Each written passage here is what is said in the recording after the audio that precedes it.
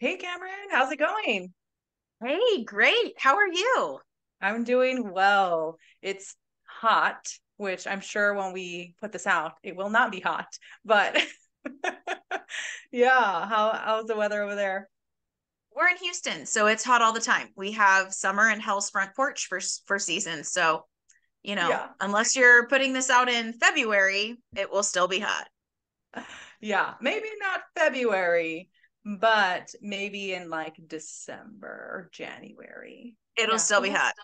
we'll see. Oh yeah, I know. I know. I remember one Christmas it was like you were wearing shorts on like Christmas. And you're like, oh, it doesn't feel like Christmas because it's hot, even though that's how it is all the time. I've lived in Texas almost my whole life. So I don't know why I keep telling myself, well, it doesn't feel like Christmas, even though Christmas is usually like this. See, we haven't. We've only been in tech. Well, so I'm originally from Kansas. My husband's from Egypt, so Okay. he doesn't know any different. But Mm-hmm. for me, like I grew up with seasons. And so Yeah. like it's almost depressing for me to be around Christmas and it's still Mm, 87 degrees because that's not Christmas to me. So yeah. it's a Yeah. struggle. I get it. But before we continue talking, because I know we can, let me introduce you. Yeah. So this is Kameran Thompson. She's a pilot wife, mom of two boys, and a Gottman certified marriage coach. She's helped hundreds of couples save and better their marriage and prides herself in being authentic, accessible, and having a 93% success rate with her clients. She lives in Houston, Texas with her family and loves traveling, reading, and connecting with friends.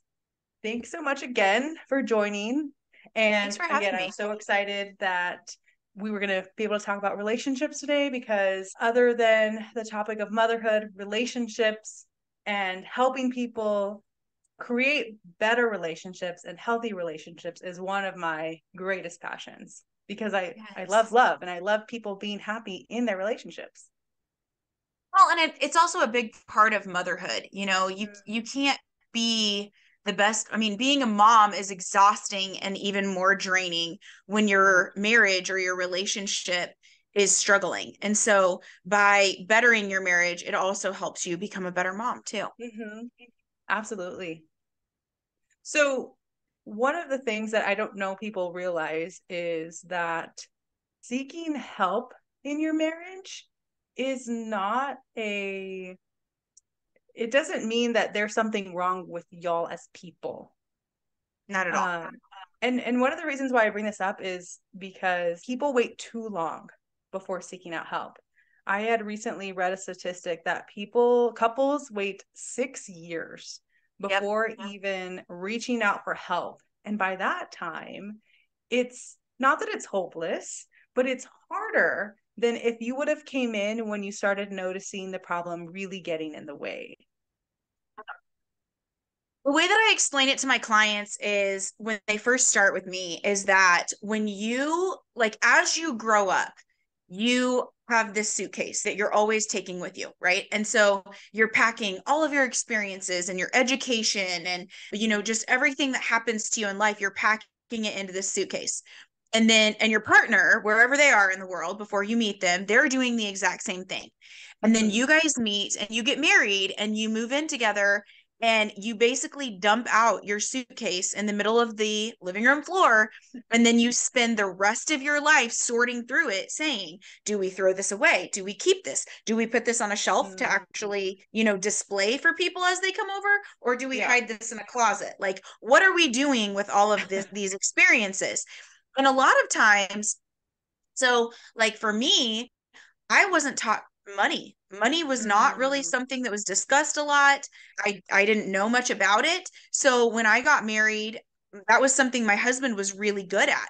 So I had to really start accepting his influence on that too. mm, And a lot of times people are so stuck in their ways and so stubborn. And yeah. honestly, it's an immaturity thing that they are like, no, I'm not letting go of this. And yeah, so 6 years, that could be an experience. Maybe you had a bad experience with therapy as a child. And so Yeah. your automatic go-to is, well, coaching and therapy.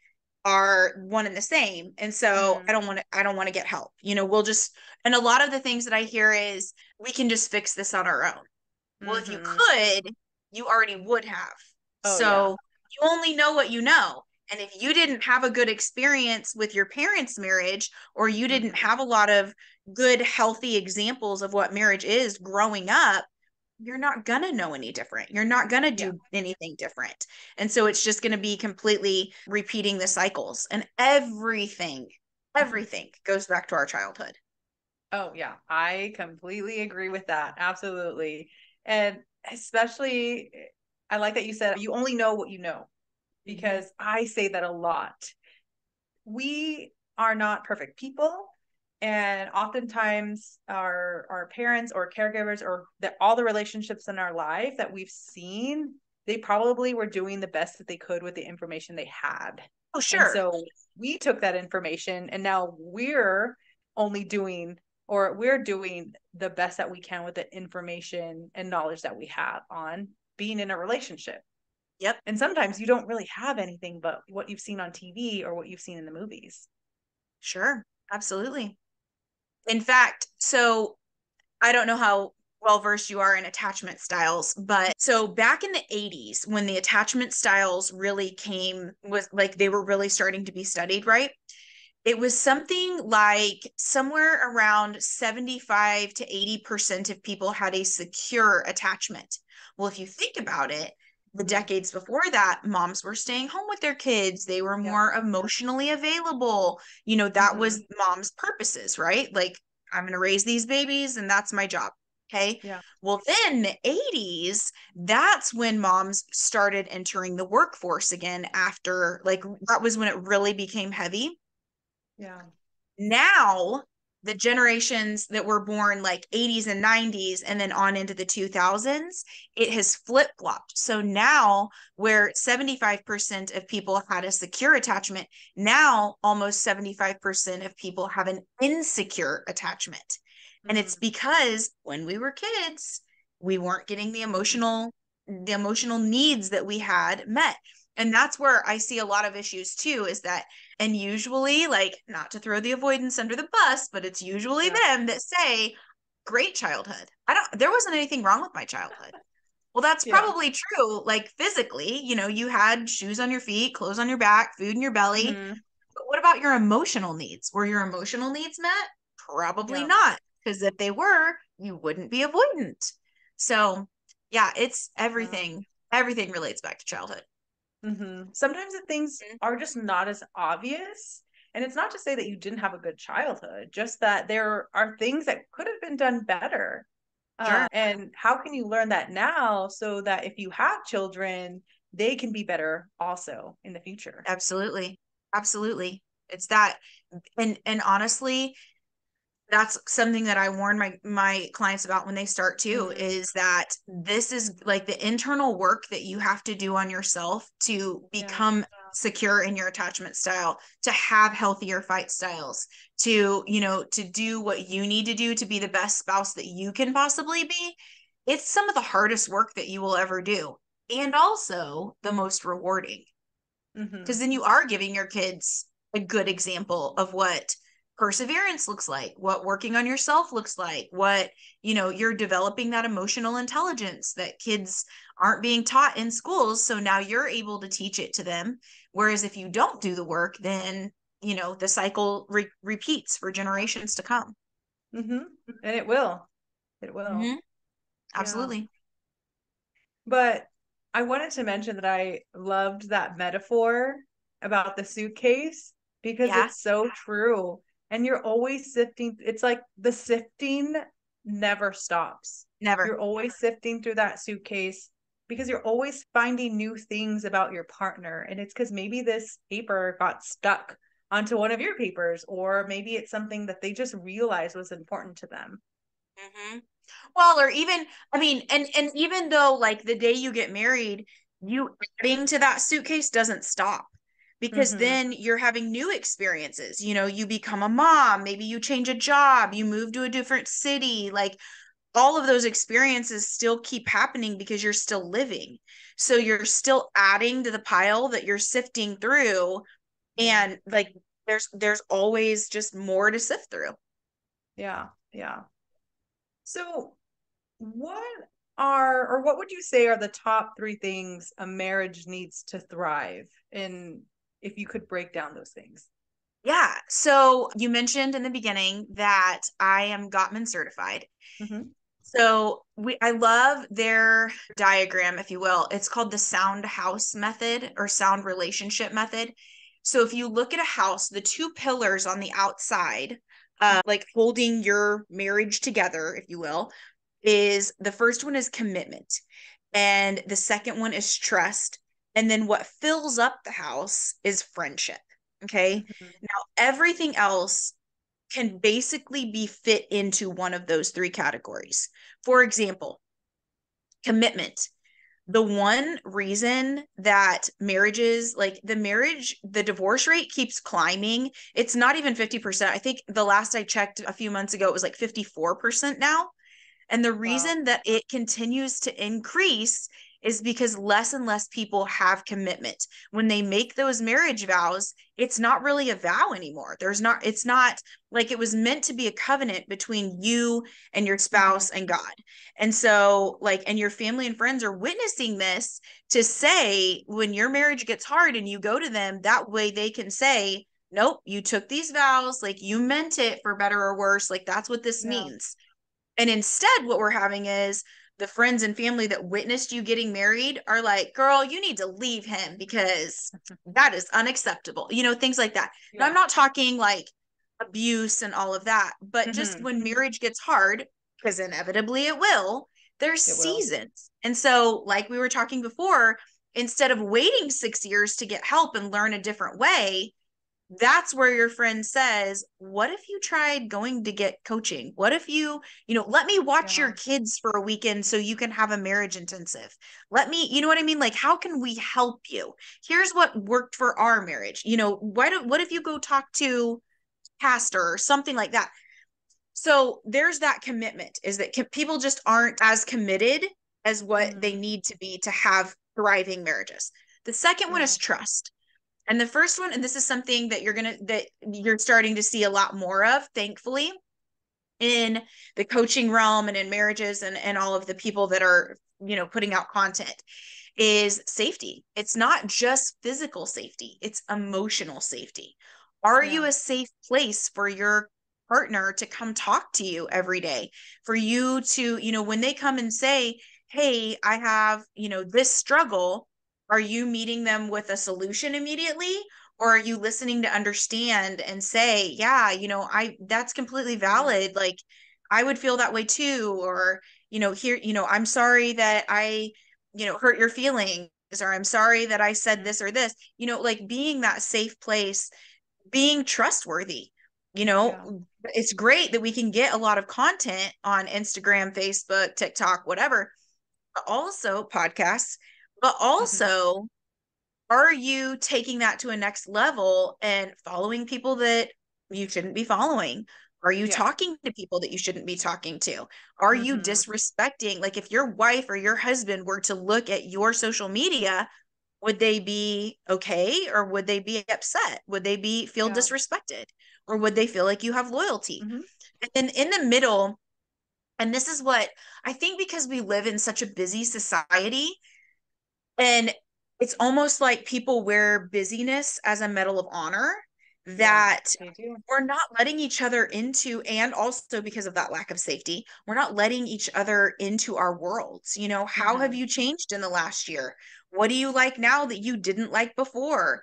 We're having conversations around information sharing, and like, well, kid number 3 has a dentist appointment this week. Are you taking him or I? So, Yeah. like, these teamwork conversations, but we share that vulnerability less. We are talking less about our intimate expressions and like, hey, I really liked this that you did the other night. Not so much on this, that kind of thing. Are we, talking about?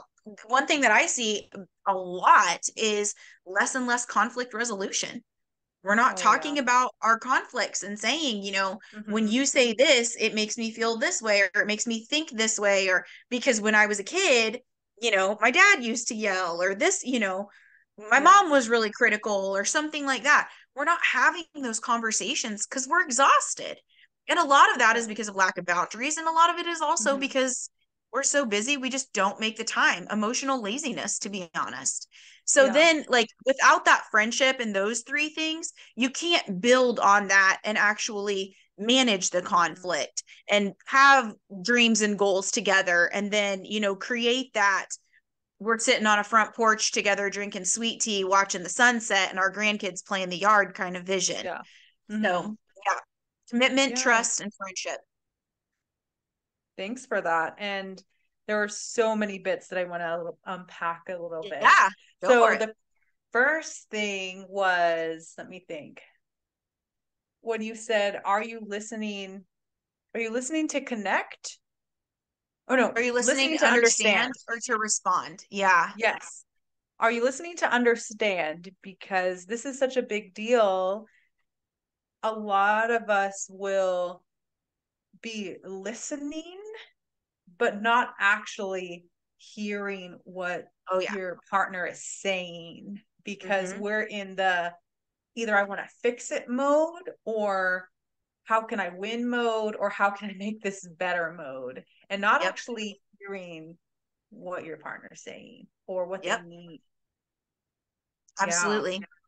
It's also a case of there's so many fundamental differences between men and women and how we're wired, and also that anxious versus avoidant attachment too, where a lot of times I will, like, as women, typically, now these are blanket statements, but typically a woman is more emotional and the man is more logical and analytical. And so what will happen is, we go to, well, like, a thing in our house right now is we have a Yeah. 14-year-old and a 3-year-old.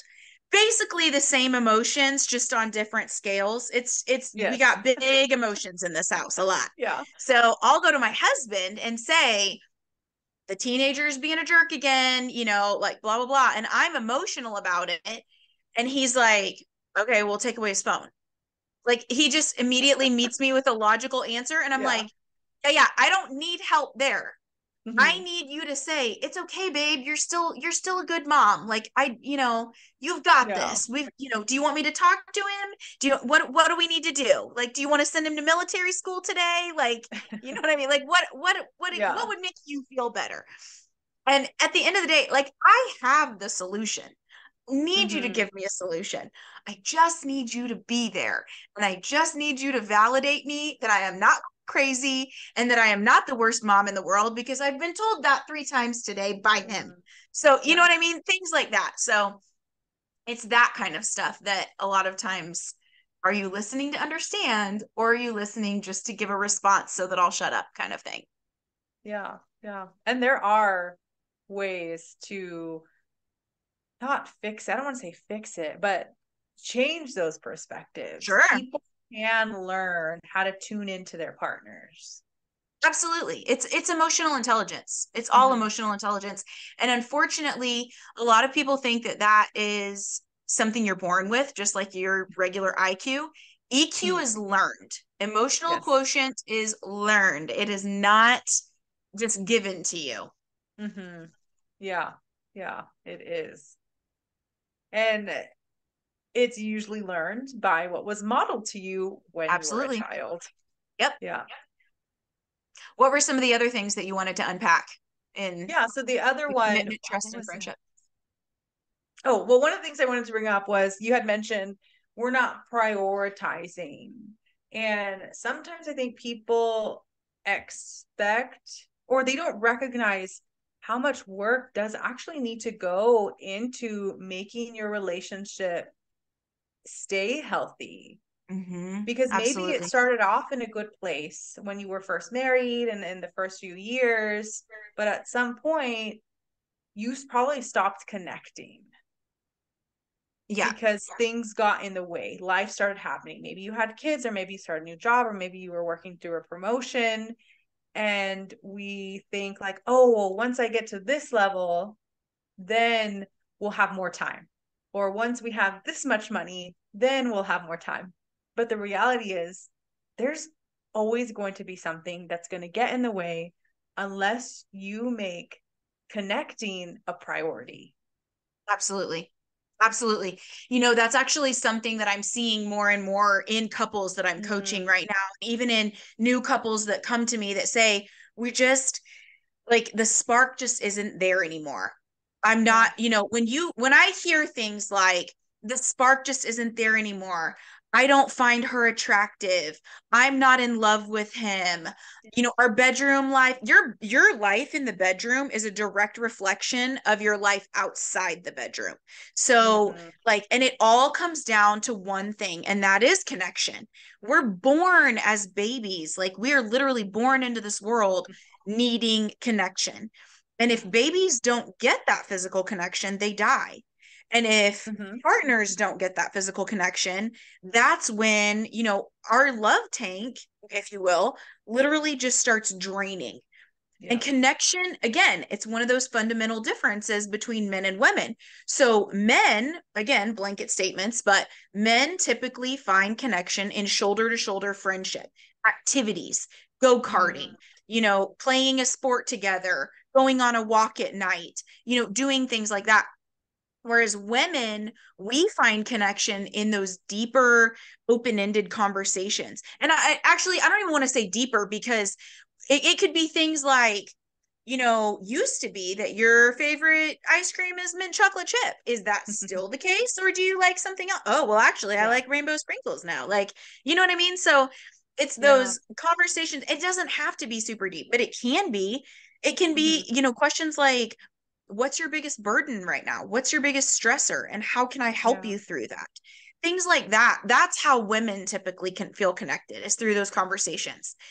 And I was actually working with a couple not too long ago where he said, he goes, when I ask you to come out and I'm working on the lawnmower or something, I just want you to sit there. I don't necessarily need you to help me. I just want you to sit there and be there with me. And she's like, that's so irritating. And he goes, you know what? When you ask me all those questions on a road trip, those are irritating too. So the way that we connect with our partner Yeah. is usually kind of irritating, but it's also what they need in order to connect. And disconnection, this is also a very big misconception about disconnection. People think that conflict causes the disconnection. And it's actually the other Mm, way around. The disconnection is causing more conflict. So when you are connected, that's when you're lessening your conflict. You have more emotional intimacy, more emotional connection. So you have better physical intimacy. yeah. You feel like you're a team. And when things do arise that, maybe in a more disconnected time would have thrown you off track, when life throws you those lemons, you're actually able to make that lemonade for, Yeah. the cliche. It's true though. Like you're actually able to do something with it instead of just feeling like, well, it's just lemons. So I got nothing for this. You know what I mean? So Yeah. you're a lot better in your marriage when little things arise or even big things. Mm-hmm. Yeah. And I know with the Gottman method, because I also base my own therapy with couples on the Gottman method, that they talk a lot about the bids for connection and turning towards your Mhm. partner and how that's important for having the conflict stay, lower. Yes, If and absolutely. and do you want to talk a little bit about bids of connection?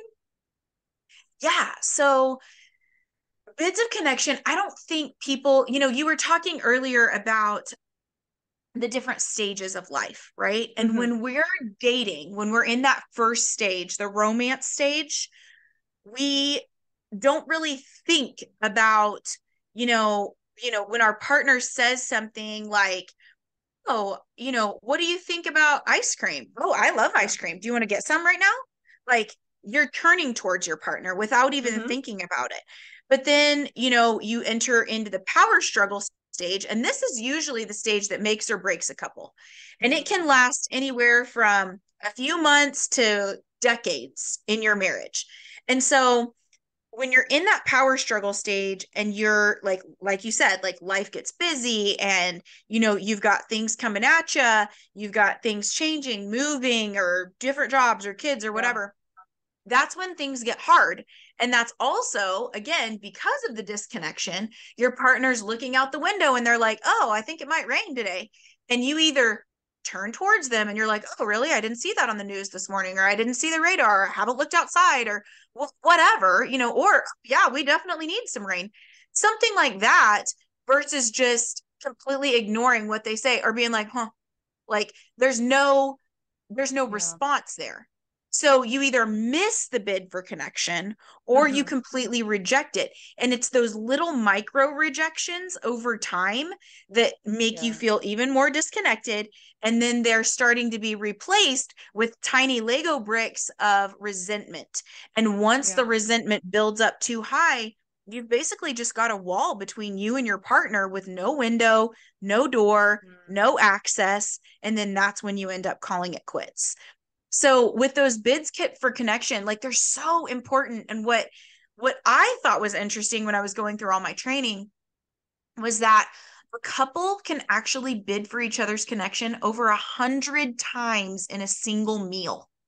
And it's things Wow. like, In a single yeah, meal. in a single meal 100 times. It's things like a look that you shoot your partner from across the room, Mhm. or that's like, hey, it's time to bail, like Yeah. I'm done with these people. Or it's a look that says, hey, you want to go because you're looking pretty great in that dress. Like, it's those things. It's a touch of the hand. It's the Hmm. little questions that you ask that are meaningless, like, hey, did you lock the door?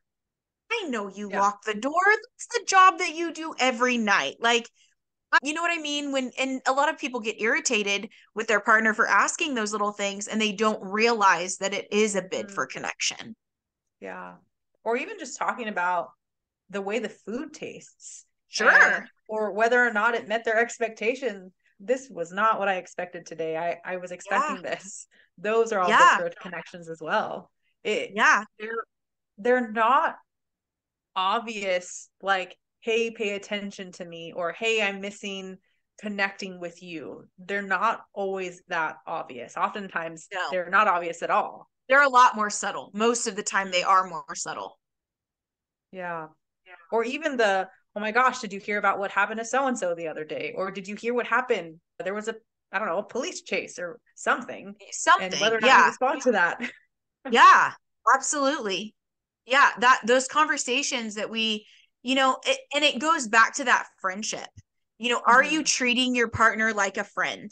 If a friend came up to you and said, oh, hey, have you tried out such and such restaurant? Would you be like, no, and just walk off? Would you be Yeah. like, oh, no, I haven't? Have you tried it? Did you like it? Well, what did your wife think about it? I mean, you're going to have a conversation about it, right? And so Yeah. thinking about your partner in that same regard. Are you respecting them the way that you would a friend? Are you responding to Hmm. them the way that you would a friend? Is your tone the same as you would use with a friend? It all goes back to that friendship. Oh yeah. I remember reading in the Seven Principles of Making Marriage Work by Mhm. John Gottman, who's one of Yeah. the founders of the Gottman method. There was a story of this, I think the couple, the husband I think was a surgeon, and he was like really mean to his wife, but then no one would ever know because he was the nicest person at work. He was Yeah. patient, and when you think of a surgeon, or the way surgeons are portrayed on TV, they're usually mean and snarky and just like, right, one answer. I'm not trying to generalize surgeons, but that's how they are portrayed on the TV. But he was nice, and so when they realized that there was some disconnection here, they found that, or one of the things that they mention is oftentimes we give our friends so much slack Sure. than we do our partner. why Yeah. why wouldn't we give our partner more slack than our friends who we're not interacting with every day, or who didn't make the same commitment that our partner made? Sure. So that comes down to actually twofold.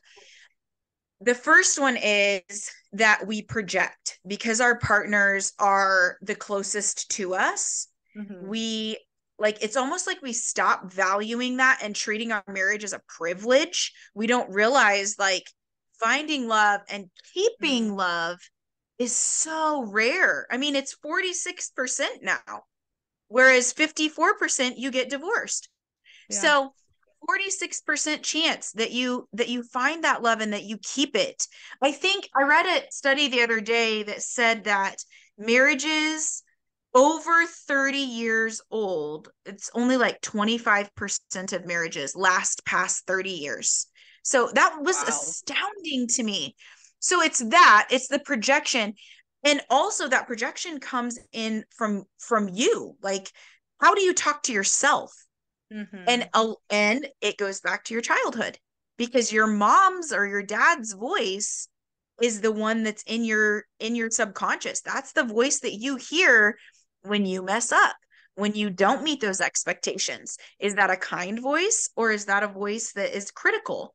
If you are critical of yourself, you are definitely going to be critical of your spouse and you may not even Mm-hmm. know it, you know? Yeah. So it's the whole, how do you talk to yourself? How do you talk to your spouse?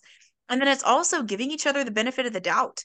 There's so many times that those micro rejections, Yeah. the small hurts, the not meeting each other's expectations, and then you start building that resentment instead of repairing after those conflicts. And so it ends up building that wall. So, it's twofold there with, the emotional bids and then the like how you treat your spouse. Mm-hmm. Yeah. And so you brought up giving your partner the benefit of the doubt, like Yeah, those paying attention to those bits of connection or responding to them are only going to help you and your partner have that positive influence, that absolutely. easier ability to have the benefit of the doubt. Yeah. The other Yeah. part of it, honestly, and I really don't think people understand how big this is that repair. When they're Mm, repairing conflict, so many couples, and again, it's something that you watch do it. My parents were the same way. My parents would fight and then they wouldn't talk to each other for 4 or 5 days. And then it was just like, oh, okay, well, we're back to normal. There was no yeah. like that I saw. There was never a discussion. There was never an I'm sorry. There was never a Hmm. 5-step apology, none of that. So with that, you know, if you're sweeping those conflicts under the rug and you're just moving on, then it's harder for you to give your partner the benefit of the doubt because you're still remembering Hmm. historical events and being like, but last time they did Yeah. this, this, and this, and now I'm seeing a pattern. And so it's harder for me to forgive. So I'm going to hold it against you instead. Whereas with a friend, usually, you'll talk about it and you're a lot more careful. You Hmm. value that relationship. And so you're a lot more careful with how you treat that friend. Yeah. Whereas with our partners, we're not as careful. And it's Hmm. sad, honestly. Yeah. And I think this also really highlights the importance of, because I've heard people talk about how they don't ever want to fight in front of their kids. And Hmm. to some extent, you want to be able to see you want your kids to be able to see you have conflict and arguments. Absolutely. Yes. So important. Yeah, it's not a bad thing, especially if you go and learn how to do these repairs. Yes. Because conflict, there's nothing wrong with conflict. It happens.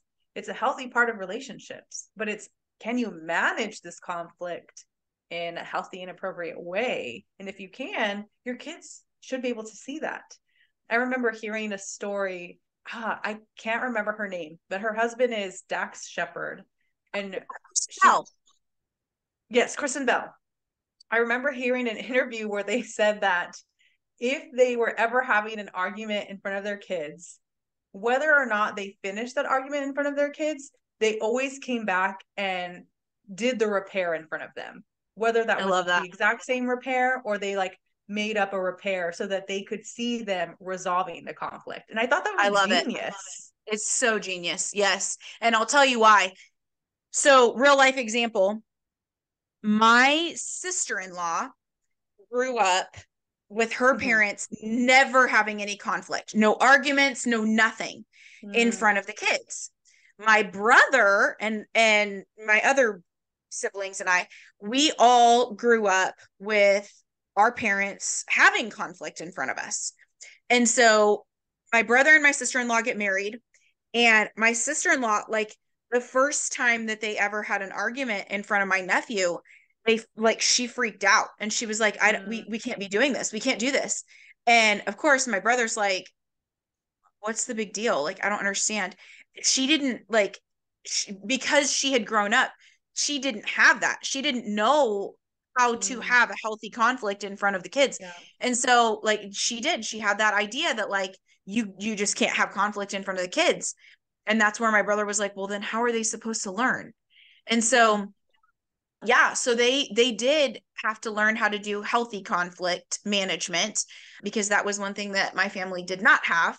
But then they were able to, and that's part of going through that suitcase, right? mm-hmm. What do we put out on the shelf? What do we do? What do we, throw away? Like, how do we mesh these ideas together? So the way that Yeah. they meshed it was, okay, we do have conflict in front of the kids, but we also learn how to have healthy conflict in front of the kids and learn to Yeah. repair in front of them. So yeah, that's really Mm-hmm. important.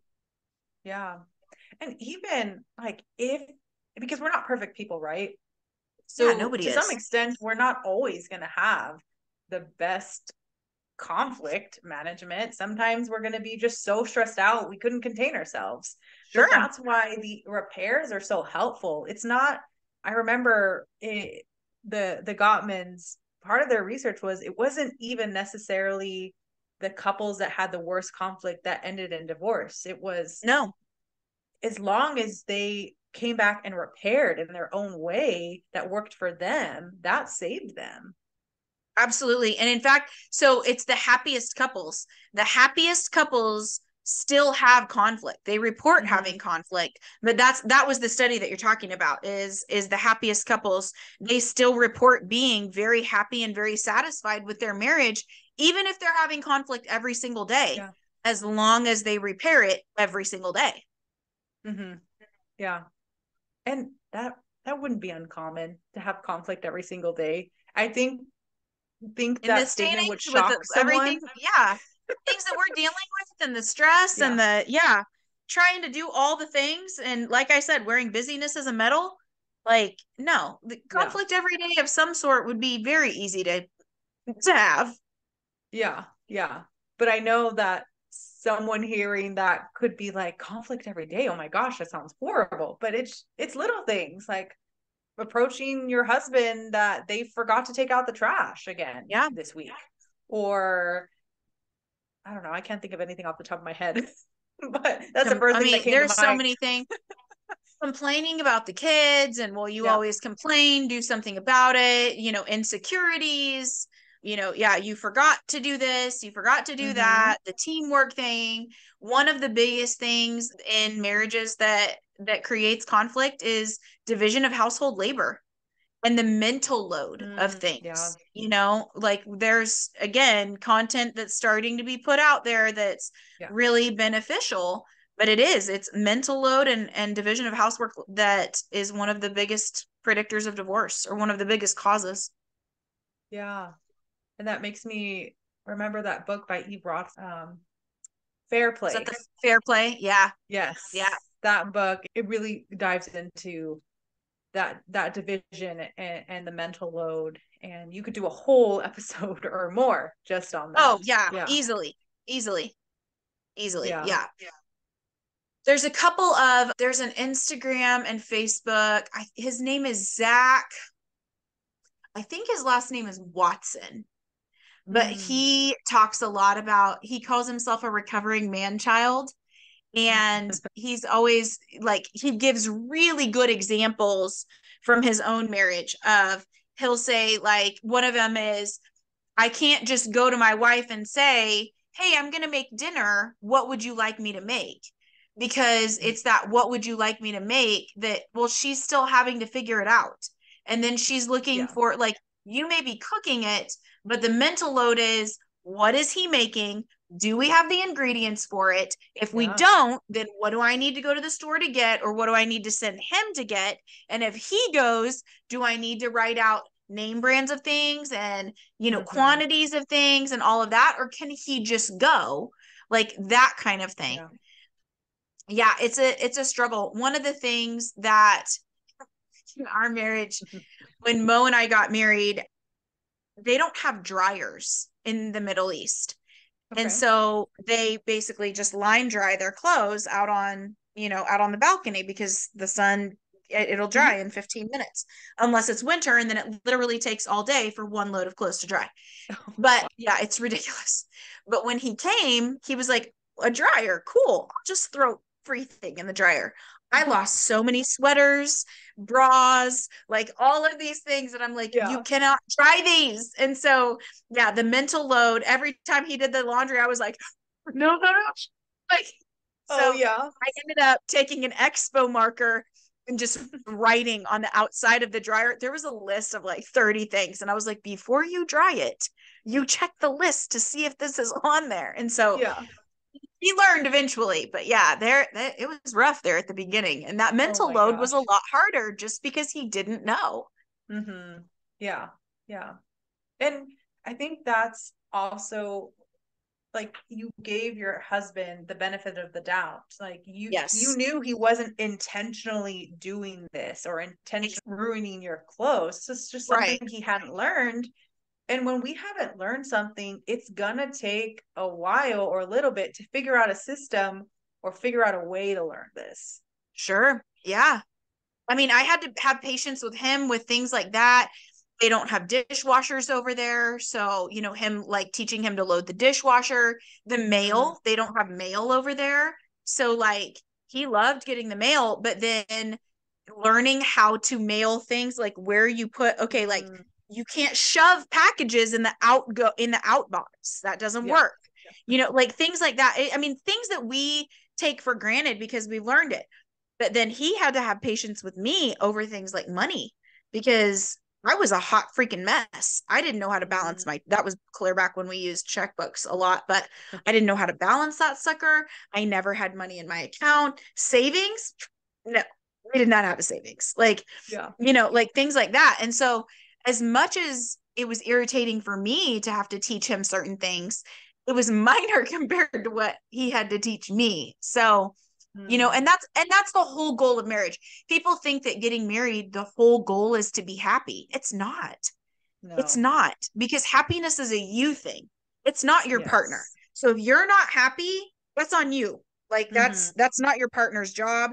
And if you're asking your partner to make you happy, you're selfishly asking them to do something that you're not willing to do for yourself.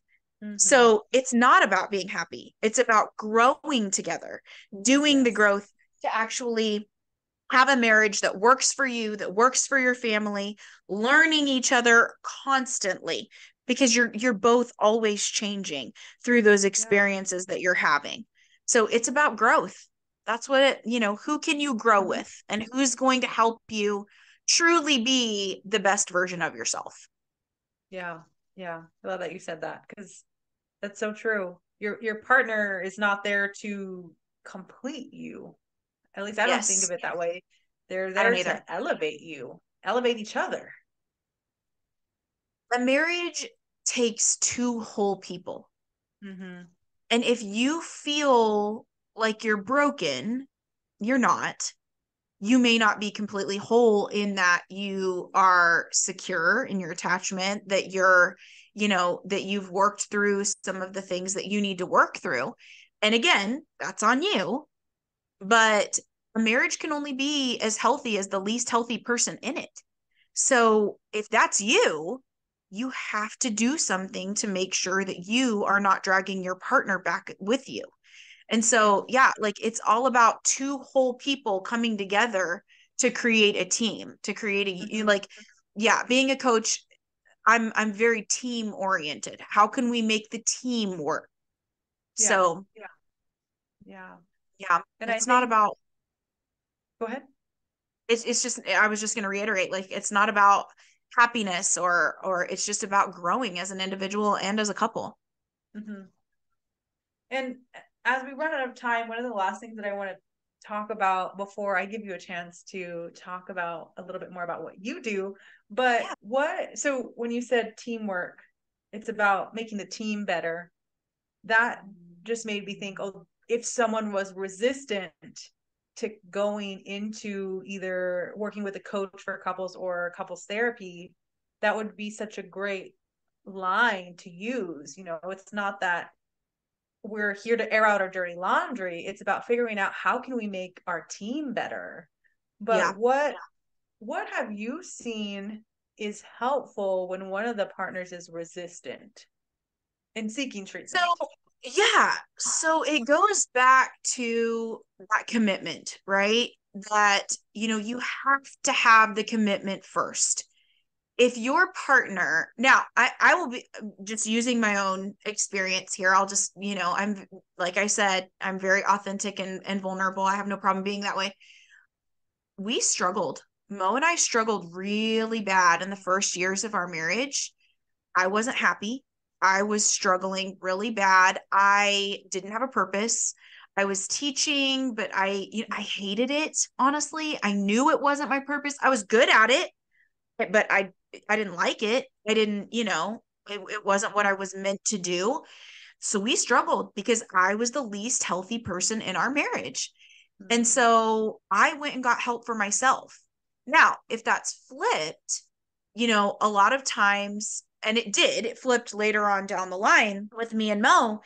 And at one point, Mo and I separated for a little bit. And I asked him one time, I said, why did you come back? And he said, honestly, Kim, he goes, I decided that you were doing the work. You were bettering yourself. And he goes, I was watching that. And he goes, when I left, it was because I was intimidated. I looked at you and I was like, I'm never going to be able to meet her standards. I'm never going to be able to get to the point where she's at, which is a typical avoidant thought. I'm a failure. I'm stupid. It's never going to be good enough, that kind of thing. So we were in what's called the loop of doom. So I'm questioning, needing validation, blaming, criticizing, all of these things because I'm lonely. It's just basically making him feel like I'm stupid, I'm a failure, all the things. So it makes him mad or angry. He numbs out, which then makes me think, oh, he doesn't care. He's not committed, all of these things. Yeah, I can't trust him. I'm never going to be good enough. And so around and around, like if you're picturing an infinity symbol, around and around we go. Okay. And he goes, we were in that loop. And he goes, I didn't know, how to fix it or how to, what to do. But he goes, I was seeing that you were getting help and that you were doing such a great job. And that was bettering you. And I wanted what you had. And so he goes, that's where I decided to go and get help myself.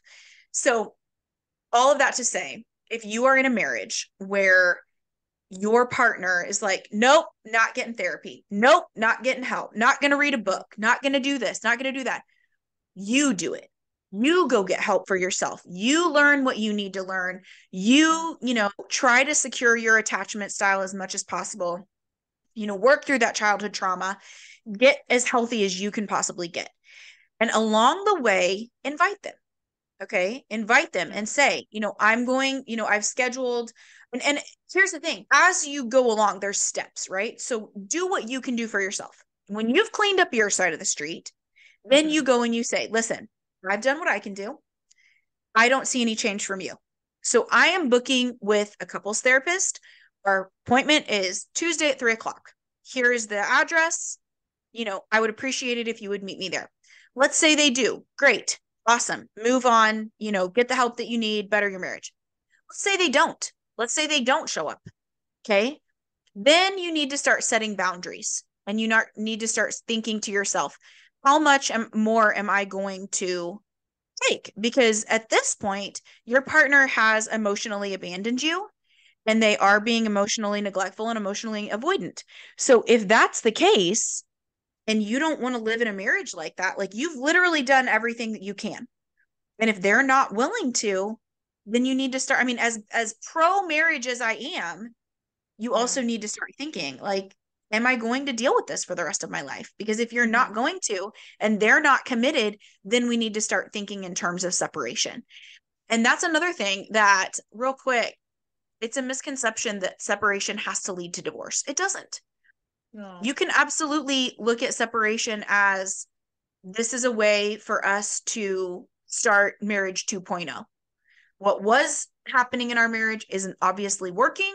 So, how do we, separate, get Yeah. time, get space, start dating again, start, not dating other people, dating each other, and Mm-hmm. actually work through our issues and realize this is what divorce is going to be like if we don't change some things and get the help that we need. And Yeah. because again, it goes back to that whole thing I said in the beginning, you only know what you know. So if you're Mm-hmm. not willing to learn something different, that's your own pride getting in the way. Yeah. So, Yeah, it is.